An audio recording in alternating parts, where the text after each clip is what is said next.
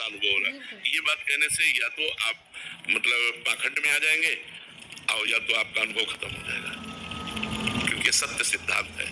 हम अपने अनुभव की बात ऐसे कह सकते हैं कि हमने संतों से सुना है कि ऐसा करने से ऐसा आनंद मिलता है, और हाँ, और संतों ने हमको बिल्कुल बताया और हमें इस बात पर विश्वास है कि संतों ने जो कहा वो सत्य होता है। लेकिन वो बात मुझे वैसी अनुभव में आ रही, ये नहीं कहना। मुझे होता है महाराज जी कि मैं जैसे एक आम आदमी हूँ, संत नहीं हूँ, एक छोटा सा आदमी जिसने राधा नाम जपना शुरू किया और उसके साथ लीलाएं होने लगी और राधा रानी ने चमत्कार दिखाने लगे, बरसाने लगी खूब सारा, तो मन करता है कि बताओ, लेकिन अब से मैं संतों का नाम लेके ही हाँ, उसमें ये कहे कि हमको ऐसे ऐसे साधक मिले कि बिल्कुल राधा नाम नहीं जपते थे और जब से जपना शुरू किया तो उनको बहुत लौकिक और पारलौकिक भी लाभ प्राप्त हुआ। ऐसे हम बोल सकते हैं कि जैसे हम ही तुच्छ हैं, कुछ नहीं है, पर राधा नाम का प्रभाव हमको आंतरिक और बाह्य दोनों आनंद प्रदान कर रहा है, हम ऐसे बोल सकते हैं। लेकिन और घुसकर अनुभव नहीं बोल सकते।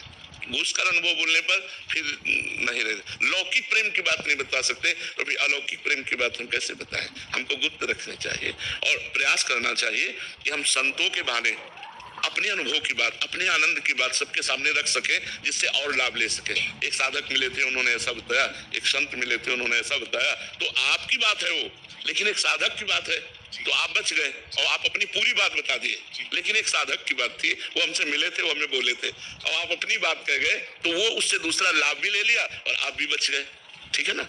आप नम्रता सिंह जी, राधे राधे महाराज जी। महाराज जी, आपका सत्संग सुनने से बहुत सारे अज्ञान दूर हुए महाराज जी। चारों तरफ से ठोकरें तथा दुख मिलने पर जब आपकी शरण ग्रहण की सत्संग के माध्यम से तो बहुत जीवन परिवर्तित हो गया। आप कह रहे हैं भगवत प्रेम में अर्पित होना चाहती हूँ, पर सहनशीलता प्रगाढ़ ना होने के कारण प्रतिकूलताएं बन जाती हैं। नाम जब से आ जाएगी सहनशीलता, जितना नाम जब करोगे उतना सहन करना आ जाएगा। जितना अधिक नाम जप करोगे, नाम जप में बहुत बड़ी सामर्थ्य होता है। तो हमें लगता है सहन करने का जो बल आता है वो भगवान की कृपा से आता है और भगवान की कृपा का अनुभव नाम जप से होता है। तो खूब नाम जप करें तो ऐसा सहनशीलता आ जाएगी कि बड़े से बड़े अपमान को, बड़े से बड़े निंदा को, बड़े से बड़े दुख को, बड़े से बड़े रोग को वो मुस्कुरा कर सह सकता है, वो आनंद पूर्वक सह सकता है। जैसे कहा कि एक पंछी भी आपसे कभी आहत नहीं हुआ और ऐसे कर्म बन गए, आपकी तबीयत खराब हो गई। महाराज जी, एक छोटा सा कर्म मेरे से बन गया कि एक बाइक से मेरी गौरैया चिड़िया का बच्चा खत्म हो गया। दूसरी बात, अगर उसको आप जान करके चढ़ा रहे हैं तो हत्या हो गई, अचानक वो आकर के मर जाती तो एक एक्सीडेंट है जिसमें आपका कोई अपराध नहीं है। ऐसे कई पशु हैं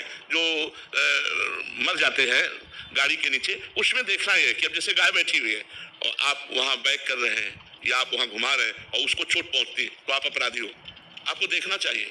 अब आप रफ्तार से गाड़ी चला रहे हैं, अचानक कोई पशु पक्षी आकर आपके गाड़ी के नीचे दबकर मर जाता है तो आप उसके अपराधी नहीं हुए, वो अपराध नहीं, वो एक घटना है, उस जीव को उसी घटना से मरना था, इसलिए ऐसा होता है। शेरवंश महाराज जी, महाराज जी, मेरा प्रश्न है कि जब जीवन में ऐसा अनुभव हो कि भगवान प्रसन्न है, तब जीव को भीतर क्या अनुभव करना चाहिए और कौन सा आचरण अपनाना चाहिए? भगवान प्रसन्न, किन लक्षणों से समझ गया कि भगवान प्रसन्न है? सत्संग मिल गया, तीर्थों के दर्शन हो गए, संतों का संग मिल गया और ऐसा बार बार हुआ। ये तो बाहरी बात है, ये तो बाहरी बात। सांप बिल के अंदर बैठा हुआ ऊपर लाठियां सैकड़ों चला दी, उसको कोई फर्क पड़ा क्या? आप हमें बताइए। फर्क तो तब पड़ा जब अंदर घुस के उसको मारो। तो अज्ञान रूपी सांप अभी तो अंदर बैठा हुआ है। ये तो बाहरी बात हुई, बाहरी प्रहार हुआ अज्ञान पर। आंतरिक प्रहार क्या है? आंतरिक स्थिति क्या है? समझ रहे हो ना? आंतरिक भगवान की कृपा तब मानी जाती है जब निरंतर अव्यावृत भजन हो, अखंड स्मरण, हर समय श्वास प्रश्वास भगवान का चिंतन चल रहा है, भगवान का नाम चल रहा है। अब अंदर अज्ञान मरेगा, अब मन मरेगा, अब विषयों का नाश होगा और भगवान की प्राप्ति होगी। भगवान प्रसन्न है, ये बाहरी लक्षण। और आंतरिक लक्षण कि हमारे अंदर भगवान की स्मृति जाग जाए। नष्टो मोहा स्मृति लब्धा तो प्रसादान में अच्युता। अर्जुन जी भगवान श्री कृष्ण से संपूर्ण गीता सुनने के बाद कहते हैं नष्टो मोहा, मोह का नाश हो गया। मोह माने अज्ञान। अब गीता जी सुनने के बाद अज्ञान का नाश हो गया।